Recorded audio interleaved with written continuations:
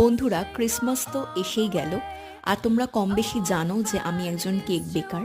আর আমার দিদা বেশ কয়েকদিন ধরে বলছে, কেক বানা, তোর হাতের কেক খাবো, আর কেকটাকে হতে হবে একদম হোয়াইট কালারের। আজকে তোমাদের সাথে কেকের যে রেসিপিটা শেয়ার করছি, এটা কিন্তু প্রচণ্ড হেলদি একটা কেক। এর মধ্যে বাইরের কিচ্ছু অ্যাড করা নেই, এমনকি এসেন্সও নয়।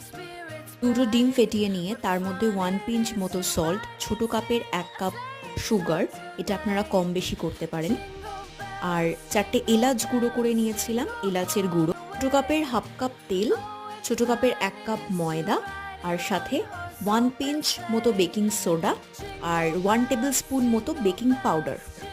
তারপরে একটা বোল নিয়ে তার মধ্যে বাটার পেপার আর তেলটাকে ব্রাশ করে নিয়েছি, তাকে প্রিহিট করে রেখেছিলাম, সেটার মধ্যে বোলটা বসিয়ে দিলাম, 45 মিনিটস মতো রাখলাম, ব্যাস কেক রেডি। দিদার তো বেশ ভালো লেগেছিল।